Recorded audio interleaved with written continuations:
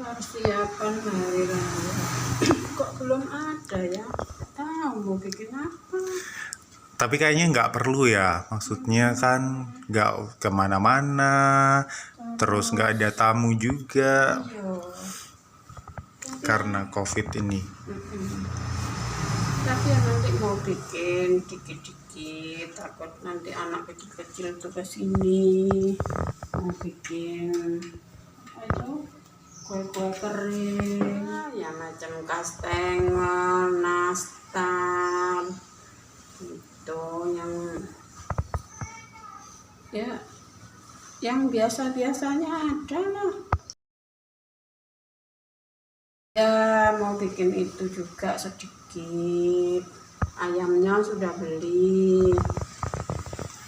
Kalau ayam itu kan bisa disimpan, cuci, simpan di freezer, nanti waktunya tinggal diolah menjadi tuang ya. Rasanya apa ya yang dirasakan itu? Kalau aku takut mati.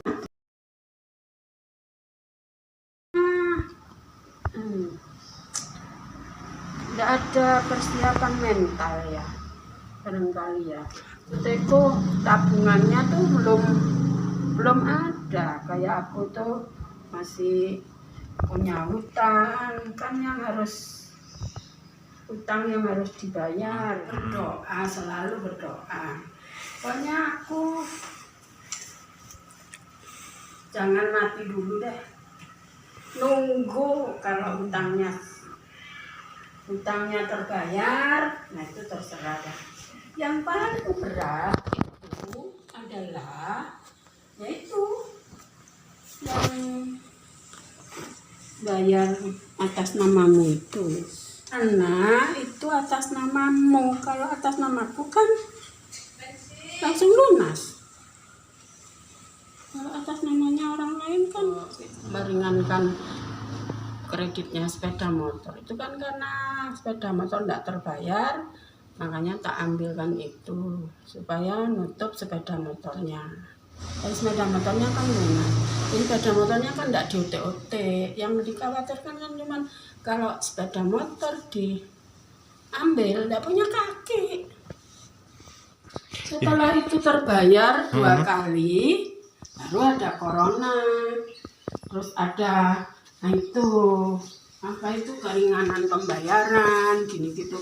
Aku kemarin ditawari sama masnya, tapi aku nggak mau. Aku mau bayar aja. Soalnya masnya tuh bilang bisa mendapat keringanan, tapi harus kontrak baru. Boleh kontrak baru kan tambah lama lagi. Jadi aku nggak mau. Dapat ya, THR-nya kan sudah tak bayarkan yang sebelum-sebelumnya, yang kalau pemerintah defisit. Ya benar ya, defisit ya. Ini tadi rencana mau keluar nih, mau membalikan uangnya temanku, kemarin pinjem 200. Pensiun tuh enjoy. Enakan mana sama bekerja sih? Oh ya, ya jelas enak kerja. Enjoy, jadi ya enjoy dalam arti ya dinikmati aja. Jadi nggak usah stres, nggak usah mikiri kayak orang-orang tuh. Kan aku kemarin di Taspen, ya ampun, mau ngomong Taspen naik kok jauh. Taspen, aku baca di Taspen itu ya banyak keluhan para pensiunan itu. Orang-orang itu, para pensiunan itu mengeluh. Kebanyakan itu usulnya mereka itu minta dibayar sekaligus.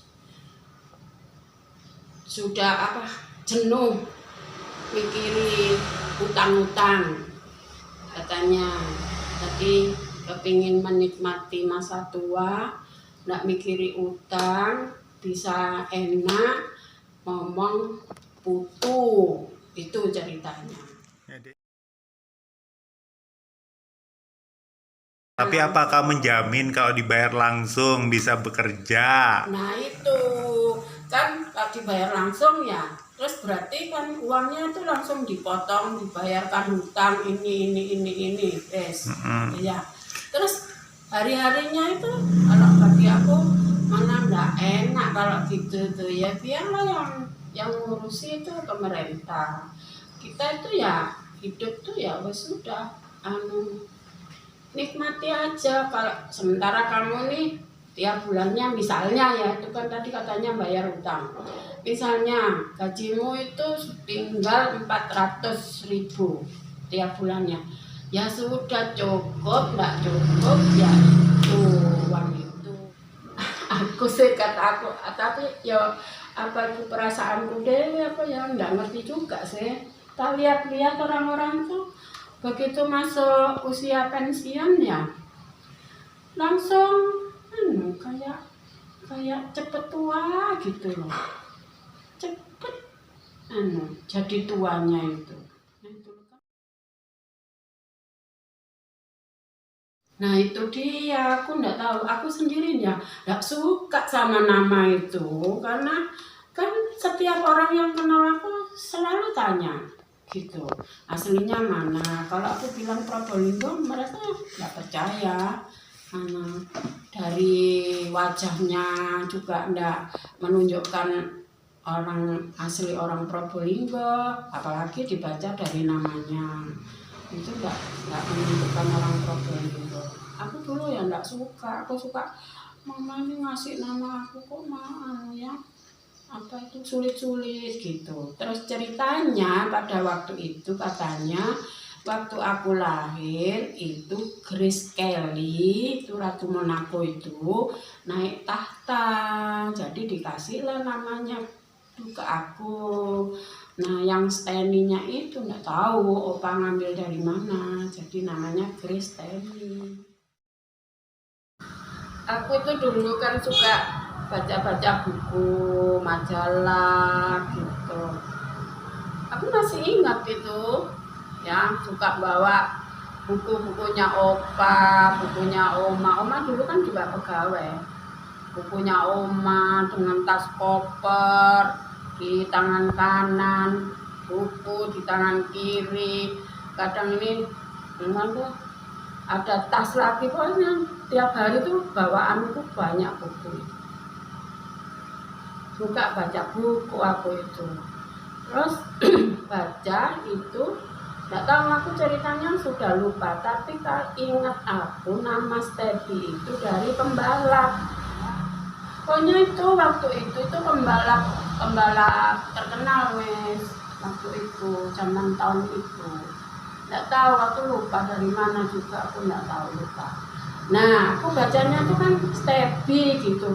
Loh kok keren ya namanya, ini gini, kok keren ya Steby, karena aku Steny ya, makanya tak ambillah nama itu. Kalau yang Julionatannya itu karena lahirnya di bulan Juli itu, jadi sama Om Jerry disuruh kasih nama Julionatan. Aku enggak, aku tuh dulu kepingin jadi hakim itu kayaknya keren gitu ya zaman dulu.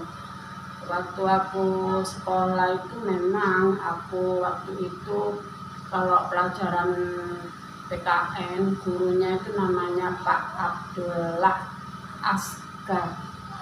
Itu pertanyaannya singkat, jawabannya panjang tuh. Kalau ulangan itu soalnya cuma 2, tapi jawabannya bisa 2 lembar. Itu waktu zaman sekolah SD, SMP, SMA itu nggak terlalu pintar sih, kataku nggak terlalu pintar. Cuman mungkin aku punya kesempatan ya dibanding sama teman-teman yang lain. Aku itu bisa dapat beasiswa, bisa sekolah di luar kota, dibiayai sama. Tahu nggak yang membiayai aku? Taman Siswa. Waktu aku lulus SMA,